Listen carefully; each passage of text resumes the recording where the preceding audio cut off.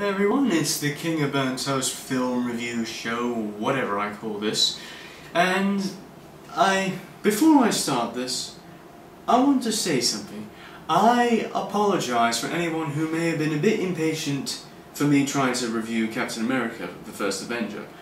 Well, here's the thing. You may know that from the title that this is not going to be a Captain America review. And I was going to review it, and I watched the film, and I liked Captain America. I give it, well, a 6 out of 10. And that kind of gives us a clue of why I'm not reviewing it. And that's because so little part... Well, Captain America wasn't really, well... I don't know how to say it, but it just didn't seem to really satisfy me. It was a bit underwhelming, as I like to say, and it only gave me the same satisfaction as I had watching the trailer. I was a bit disappointed, but I had fun with it, but I simply had nothing to say about it for a review worthy.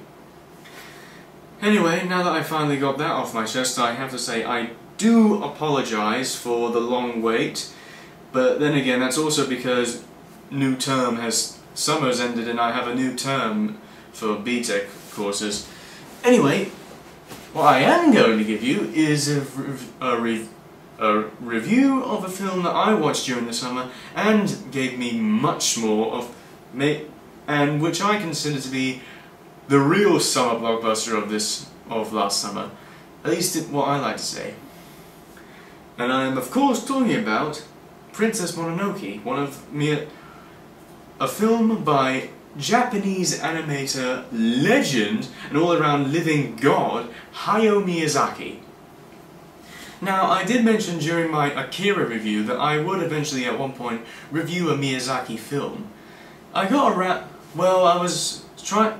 Problem was I didn't know which film to watch, and, well, Spirited Away didn't really catch my attention, it didn't really make me want to watch it, but I hear it is really good and I will watch it at one time.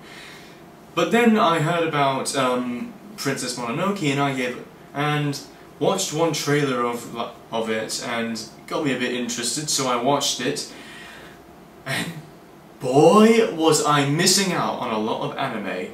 I'm only a recent anime fan, and I've only just gotten into it. And I can say, Miyazaki is a living god. He can like write a story, like an original story, and make it better than what Hollywood's making right now. Better than like Avatar stuff or Transformers, and yeah, that goes without saying.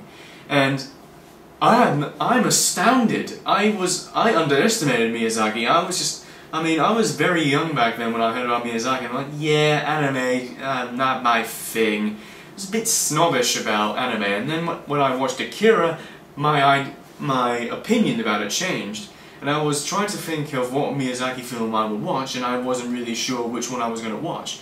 Then I watched Princess Mononoke, and here we are now. I don't know if I'm pronouncing it right because of one person who complained about how I say things in another review, but I don't care. If I pronounce it the way I'm going to, it's a tomato-tomato thing.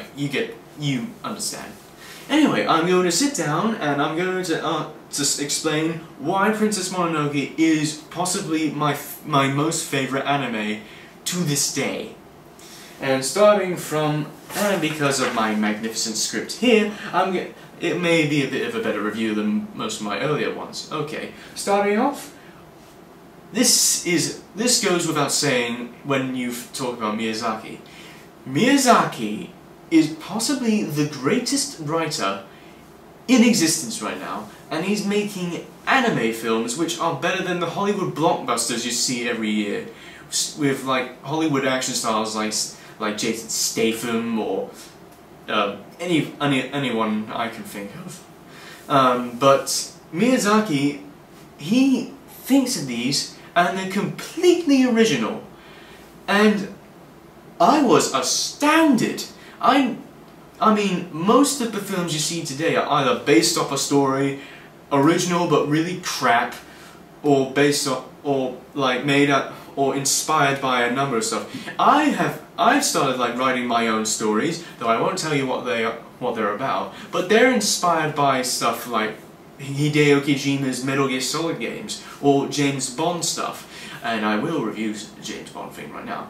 But Miyazaki puts all my stuff to shame. He is unbelievably, he is without a doubt a genius. And the story in this film, it took me, I had to watch the film 2 times to fully understand it. And when I did, mind boggled. The next part, it was the first Miyazaki film I watched and I was astounded. And that's it. It was just like enlightenment that I have. It's kind of my way of saying I was enlightened. I have a new look on anime now, and I really am gonna watch Spirited Away or Walking Castle, whatever it's called. Whatever. I'm gonna watch more Miyazaki because Doug Walker, the nostalgia critic guy, one of his favorite films is a Miyazaki, and he's into anime. I'm gonna watch that Spirited Away soon. What's next? Yes, I watched the English dub. And I know that there are a lot of people out there saying, English dub just puts the Japanese cast to shame. Why do you people really... I really do not see the reason of bother. It's an English cast, and it's for English speaking. And I really could not care less about English dub. What is the big deal about it? That's something, but that's not the big thing. I was really amazed by the big voice cast of this film. Claire Danes, Gillian Anderson, Billy Bob Thornton, and Keith David. It was amazing, and they did a perfect job. I mean, they were very well. They did their jobs really well, and I think that's basically all I have to say. And if you're wondering why I haven't mentioned Billy Crudup, I'll get to him in a minute. Next. Yeah, flawless animation, and this is one of the only few animes I've ever watched, but animation like this is amazing. And really, I've seen anime stuff today, and the older stuff puts that to shame. And yeah, I watch really good, and all the anime I watch I only watch like the really good ones, like this one, or Akira, or Metropolis, or possibly, never mind. And I might watch Afro Samurai some other time, I heard about it, but this animation was amazing. And it's like Thundercats, like, it was kind of like Thundercats, like really good animation, flawless, and yeah, I still am watching Thundercats, and my opinion stays as it is. I still love Thundercats. But back on track, the animation in Princess Mononoke was magical. And speaking of that word, we'll get back to another subject.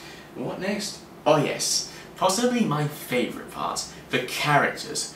These characters were so well written and so memorable that they deserve to be on AFI lists.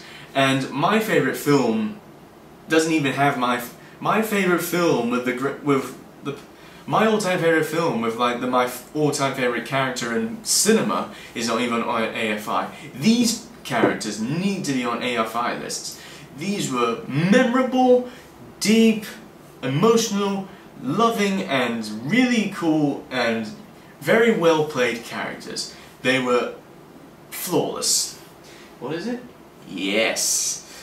Not only is the animation good, not only is the writing good, not only is everything good, but the music was just really, I really don't know what to say about it. I'm just going to call it amazing because I can't think of anything else.